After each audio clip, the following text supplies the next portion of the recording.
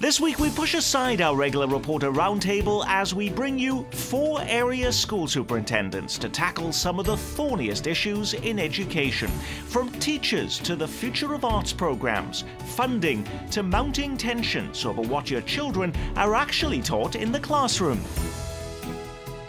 Hello everyone, good to have you with us again. They're harder to book on a television program than US senators, congressmen and mayors. Perhaps that's because they're busier than US senators, congressmen and mayors. They are the individuals responsible for running our school districts. And this week we have not 1, not 2, but 4 superintendents. He was just named Missouri Superintendent of the Year from the Kansas City, Missouri School District. Dr. Stephen Green is with us. Also with us is the Kansas Superintendent of the Year, who is feeling the sting of budget cuts in Kansas, the head of the state's 7th largest school district, Dr. Rick Dole with Lawrence Public Schools, a district that runs a charter school, we'll get into that.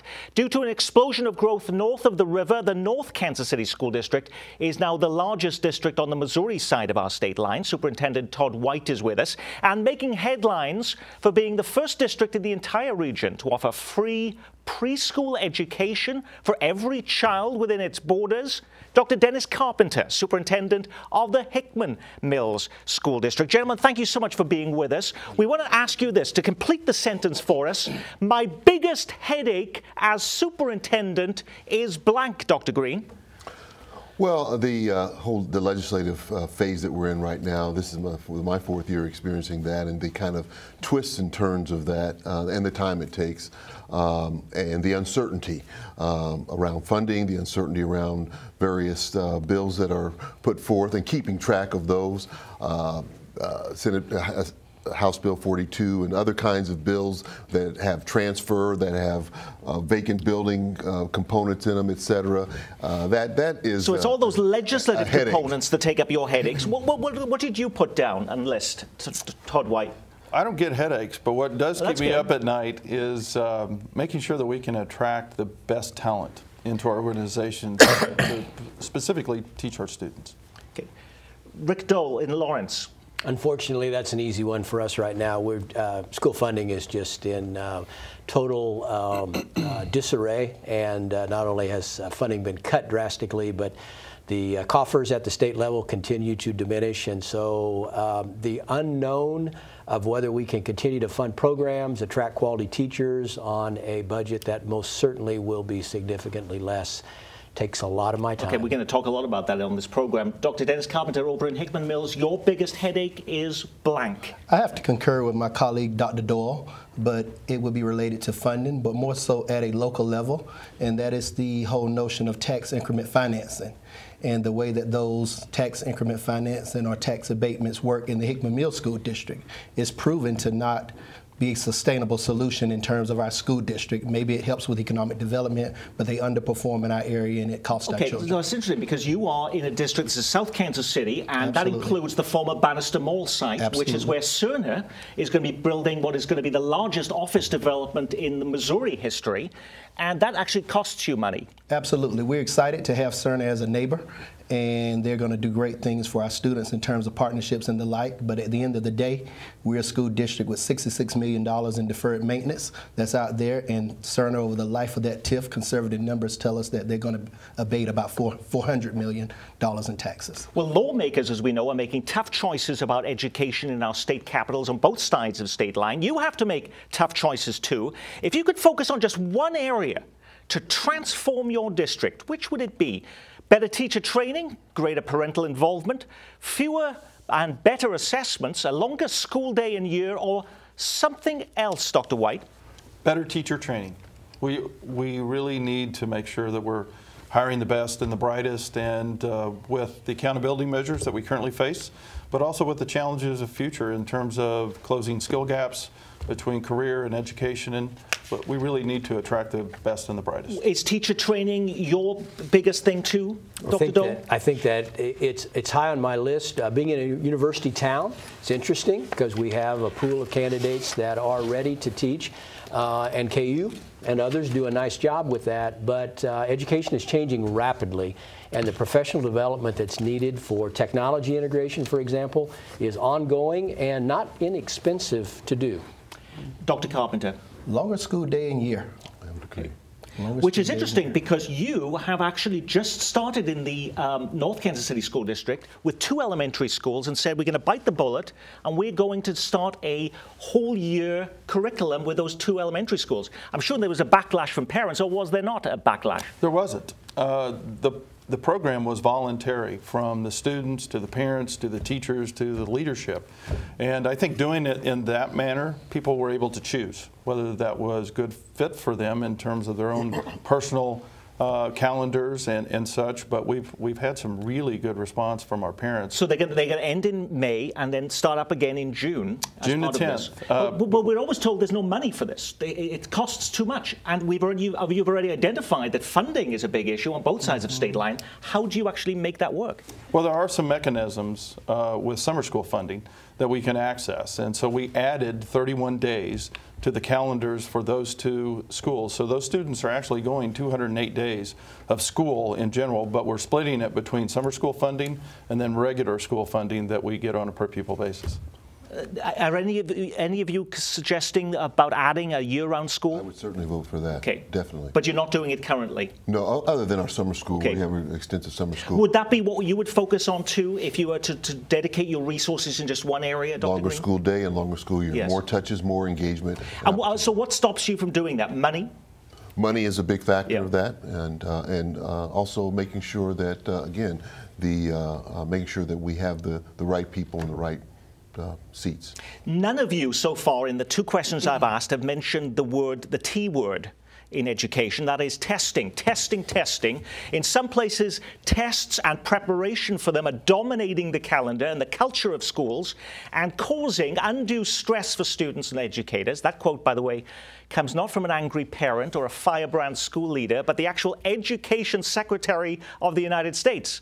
The Center for American Progress finds that the average 3rd through 8th grader takes an average of 10 to as high as 20 standardized tests a year. And the NEA says teachers now devote 30% of their work time on testing-related tasks. The pressure to improve results year after year can be demoralizing and even criminalizing, as we've just seen in Atlanta. But do you as a superintendent have any control over the number of standardized tests your students are taking in the classroom? Dr. Carpenter? I don't think we have any control on over the number of standardized tests as prescribed by DESE. We do some things in terms of identifying students for special programs that we can control, and that's something that we do to make certain that a student is the right fit for the right program. Now, I did notice that you have just been picked, Dr. White, as the head of the North Kansas City School District to be on a statewide task force that's looking at changing the nature of how we accredit school districts in the state of Missouri. And one of the pressures here was the notion that somehow we are testing too much in the state of Missouri. So would we be seeing fewer tests in future? We hope so. I think we really have to take the mantra that less is more regarding the assessments of our children. We really don't need to test them as much as we are to truly understand the proficiency levels that they have. Dr. Green. And I echo that perspective, and also have concerns about what we're testing. I'm not so sure that some of the things we're testing are the kinds of things that we're telling students that they're going to need for the 21st century. We say that collaboration is important, we say that critical thinking, we say that creativity is important, yet many of our assessments don't test those things.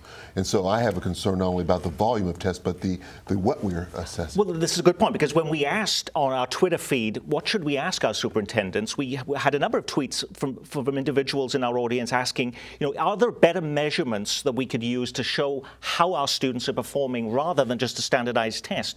What would we use to show that our kids know information that they're learning in school if it's not from a standardized test? Well, I think that, first of all, I think at the national level, there are some interesting things that are going to happen fairly quickly. And I think that when ESEA is reauthorized, that there's going to be a lot more flexibility at the state level. I honestly think that the teacher accountability piece of that may very well go away in terms of teachers being evaluated based on how many of their kids, show mastery on a test. And then secondly, we have assessments in place at the local level that we can use on a daily basis to affirm confirm whether a child has learned the curriculum or not, and then we reteach. And that's just an ongoing part of the teaching and learning process. And the more we can get to a system where it's summative, where it's formative and not summative, that would really be helpful to us. So, Dr. White, what other measures could be used? Well, I think along those lines, making sure that we can give the right assessments at the right time for children, I think, is important, because the most important thing regarding a child's education in terms of how they progress is not their born-on date. It's really when they can reach a level of mastery and proficiency in the various subjects and objectives that we teach, and then providing, as Ron said, those sorts of formative assessments as we move forward, because it's a continuum. So much of what we do now is so summative in nature and high stakes that it's really not a very good environment. In fact, I believe our Commissioner of Education just said that a few days ago in terms of how all of the emphasis on this has created a negative culture for us. And I agree with that. I also think in the state of Missouri, with the new commissioner, the conversations that our state board is currently having, the legislature in terms of how they've appropriated the budget, all of those speak to really a perfect storm of opportunity for us. Dr. Carpenter. Absolutely. I tend to support a more formative model that's ongoing, where teachers can look at effective instruction and adjust their practices accordingly. The challenge with summative assessment not only is the fact that the student has now moved on, but you're receiving those results so late you cannot use them to influence instruction.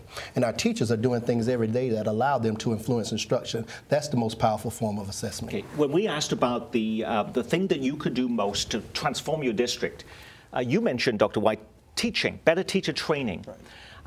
But in the state of Kansas, should you need a teacher training certificate, that's in the question that's been brought up, to actually even teach in your child's classroom? The State Board of Education in Kansas is looking to waive teacher licensing requirements for 6 school districts. The state legislature has already passed a law allowing unlicensed professionals to teach science, math, engineering, and technology-related subjects at middle and high schools in the Blue Valley and Kansas City, Kansas school districts, 2 of 6 newly named what are called innovation districts in Kansas. Now the state board is considering waiving teaching licensing requirements for every subject and at every building level in those 6 districts. Any school district could apply for innovative designation, freeing themselves of the yoke of many education regulations. Yet, Rick Dole, you said you had no interest in applying when you had the chance. So why not? We did not apply in Lawrence because I wasn't sure what advantage the innovative school design was going to have for school districts. Certainly the certification licensure issue is important. It doesn't hit us as much as it does in some districts because we have a pretty good pool of teachers. But I would tell you that in some career and technical areas, in some very hands-on learning type classes, we have professionals in the community that have those skills and may not have a teaching license, that we may have to look at that pool because finding a welding teacher, finding a carpenter teacher, finding somebody that can actually teach some of those hands-on skills is very difficult. Now, wouldn't you like that in the North Kansas City School District, Dr. White? Because you are now working with a lot of companies like Cerner and trying to bring in that job readiness skills there? Absolutely. In our Northland CAPS program, and in specific areas, I think as was mentioned, this would be extremely beneficial. We've got a perfect example of an RN who has a bachelor's degree that has been teaching for our Northland CAPS program, but because of certification requirements is no longer able to continue. And so we're losing that wealth of experience and knowledge directly for our kids.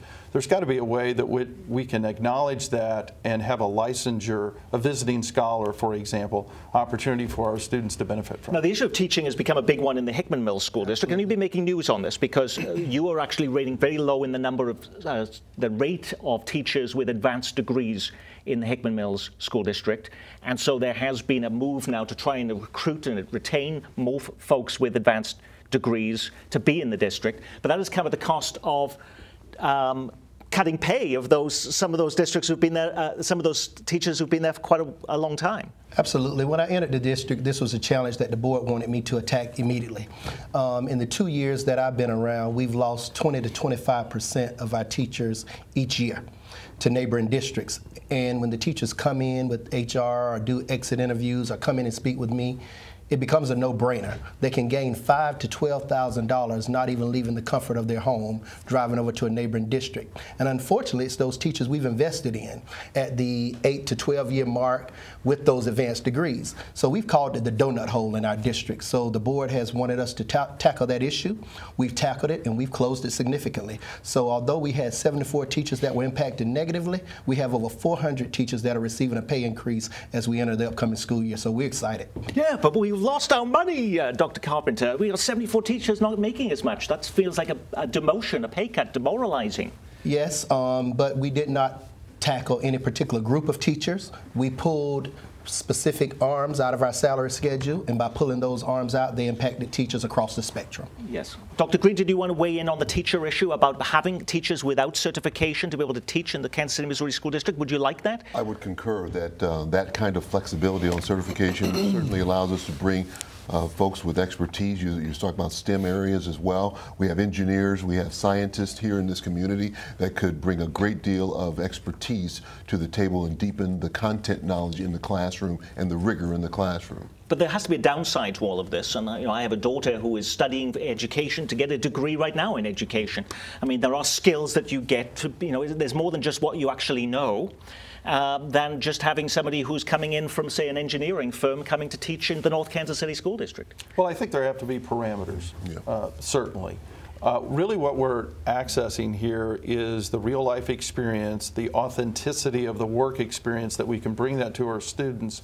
But let's face it, there is an art to teaching. Not everybody is cut out to be a really good teacher, and we don't need to just throw open the veil and not have any sort of licensure regarding teaching, because we still need to make sure that we are teaching students first. Education is the single greatest expense in the cash-strapped Kansas budget, and as the size of a budget deficit in the state grows this week, 6 school districts announced they plan to end the school year early because they lack the funds to keep the schools open. The Kansas legislature recently scrapped a decades-old school funding formula in favor of new block grants that give districts lump sums to spend as they see fit. But in so doing, the state cut about $50 million in operating and maintenance aid from the budgets of most school districts this very year. So how practically, though, has it affected your school district, Dr. Dole? Are you cutting staff? Are you having to close early this year? So it's going to mean for us this year about a $2.2 million cut in this year's budget on our general fund budget around $65–70 million. So it's not insignificant. We're not going to close early. The savings, when you close early, you still have to pay teachers. Your teachers and administrators and everybody's contracted. So you could save some transportation costs. Perhaps you could save some food service costs, maybe some classified employee costs. If districts are transporting a lot of kids, they can actually save quite a bit of money. We don't see the savings, and plus, time is important for kids to learn. Just cutting time is, I'm not being critical of others who've decided to do that, but we need time with kids to teach them what they need to learn. So we haven't seen these huge examples, though, of major horrors, though, in schools in the state of Kansas, at least not here. In fact, the Blue Valley, Shawnee Mission School Districts were on board with the block grant program in the state of Kansas. And then are we seeing, whole-scale programs being eliminated from school, subjects not being taught? So here's what will happen. They'll be subtle, and they'll impact education. So class sizes will go up, because our 75–80% of our budget is people. And so if you have less money to spend, you have fewer teachers you can hire, fewer teachers, same number of kids, class sizes will go up as a result of these, and that's where people are going to see it the most. You'll also see it in some at-risk programs. Class sizes will go up. We're told that if you have more than 30 students in a class, it's almost impossible for a teacher to operate effectively. Do you in your school districts have classes where you have more than 30 students in a class? Very few instances of it. In 900 sections at our secondary level, we only have 3 sections in core content areas that are above 30. In elementary schools, we have about 3 or 4 teachers who are teaching classrooms above 30, and that was intentional, given their expertise and given the results they've obtained in the past. How about in the North Kansas City School District? We do have some, but when we do that, we attempt to put additional personnel, instructional assistants or associate teachers that assist with the instruction. How about in Kansas City, Missouri? We might have a few, but again, that's subsidized or at least supplemented with an additional adult, a paraprofessional, or someone else in the classroom to make sure that the ratio of adults to students is not anywhere close to that. When we talk about funding, the fate of arts programs in school districts, where funding is already tighter than ever, of course, has been in the news a lot lately. Sumner Academy in Kansas City, Kansas, came under fire from Governor Sam Brownback when it purchased a new piano for $47,000. An example of wasteful spending when districts should be tightening their belts. The Sumner piano is an investment, and I hope that people would recognize that that instrument will actually gain value. Jim. If you look at the response we got, we had a teacher send us a check and say, you know, I don't have a lot, but your kids, just like my kids, deserve a piano. So people get it. Okay, we hear about this all the time too, but are you being forced to cut back on arts programs? What's actually happening in your districts? We're actually bringing our arts programs back. We did go through a massive cut prior to my appointment, but one of the commitments I've made is to bring the arts and other extracurricular programs back. Huge diminishment of funds in Kansas has forced you to drop arts programs in the Lawrence Public School District, Dr. Dole? It would be nearly impossible for me to drop the arts programs in Lawrence, Kansas. So we hear about it, but it's not actually happened. How about in North Kansas City School District? We're going the other way. We're strengthening our programs at all costs. Yes. And how about in Hickman Mills? We're focusing on young people, and the arts are extremely important to our young people. We're doubling down on the arts. Okay. Well, Hickman Mills, as we talk about them, you're also staking a future on early childhood learning. The South Kansas City District made a splash earlier this year when it announced it was offering full-day preschool, not kindergarten, preschool, to all 4-year-old children in its boundaries, and transportation, too. Many of our students, they have a late start. They're behind when they go into kindergarten. So we had an opportunity to help close those gaps by starting early.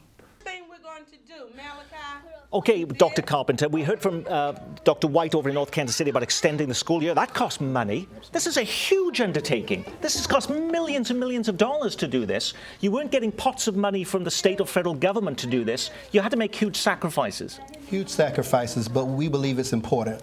Remediation is key, and we have students in the pipeline that we need to remediate. But what's also key is creating a process that we like to call sustainable hope. And if we're going to have sustainable hope, we have to start early. We know that every dollar invested in early childhood, regardless of the report you listen to or the study, it's going to return $79 to that community. We also know that a high-quality early learning program is key to a student moving beyond the poverty line and into the middle class. That's important for us to change life prospects of young people, so we've made a significant investment, eyes wide open. So how could you do that in the Kansas City, Missouri School District, Dr. Green? We have doubled our early childhood. Ours takes a look at 3- and 4-year-olds, not just 4-year-olds. We think students get a longer runway and get come in kindergarten ready. We've seen dramatic results in terms of outcomes for students who are coming into our kindergarten and their readiness. And so we'll seek to expand with our early community-centered model, in which we have the services for those students at Woodland and Richardson, services for the families that are actually in the facility where the students are receiving their education. About 280 at Woodland and about 280 at Richardson students. Dr. White. I think what the Chamber of Commerce has done recently, identifying one of the big 5 initiatives in this area of kindergarten readiness, I think is really significant for Kansas City as a region. And I think it speaks to what we all want in terms of a longer runway, an earlier start for success for all of our children. I understand, though, there's going to be a potential tax election in Kansas City, Missouri, with regards to an early childhood education. Put it on the ballot. It's being considered, yes. Okay. Will money help jumpstart a failed deal to have Academy Lafayette take over Southwest, the former Southwest High School? The Stowers Foundation just announced $2 million to help bring the charter school and the Kansas City, Missouri School District together in a plan to open a selective entry high school at Southwest. The plan fell apart recently, with some community members complaining that a partnership with a majority-white, more economically affluent charter school would be an insidious step towards resegregation. There were also worries about what a second selective school would do for Lincoln Prep. Mayor James is also pushing the sides back to the negotiating table. But does $2 million in cash do anything to melt the bitterness in this dispute, Dr. Green? Well, I think it certainly is a vote of confidence, I think, in the concept of, and the concept has always been about, for me, extending the language-rich global literacy opportunity for our students who are already in our elementary schools.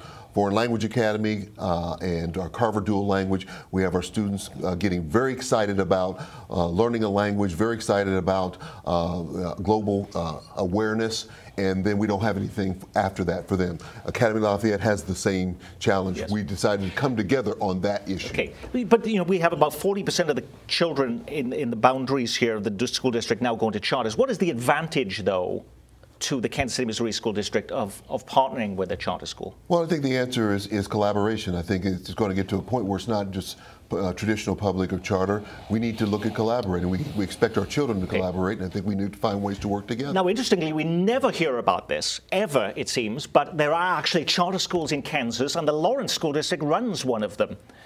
Why is it in your interest to run a charter school? So there's a real significant difference between the two states. All charter schools in Kansas have to be approved by the local school. So our charter school is just like one of our schools. The charter designation provides you some flexibility in terms of how you implement. In our case, we see a mission to educate kids across the state, not just kids in our school district. This is an online virtual school. It is, and we do it very, very well. We just had a legislative post audit. But I did see an Associated Press story from last year, though, that said the graduation rate was less than 30%. Yeah, and we took the high school back. We used to have an outside company that ran the high school, and that graduation rate is now up to 75 and rising. So we're very pleased with the results. It's also the difference in terms of how you lead and manage it. We did have an outside corporation running our high school. We're not satisfied and changed. Okay, but you didn't add charter schools, though, when we asked you at the beginning, to headaches as superintendent, so that's good to know. All righty. That is our Week in Review, the Superintendent's Edition. You've been watching from the Kansas City, Missouri School District, Steve Green, from Lawrence Public Schools, Rick Dole, from the helm at the North Kansas City School District, Todd White, and from Hickman Mills, Dennis Carpenter. Check out more video reports on school trends at kcpt.org/The Learning Curve. I'm Nick Haynes. Our reporters are back next week. From all of us here at KCPT, thanks for spending part of your weekend with us.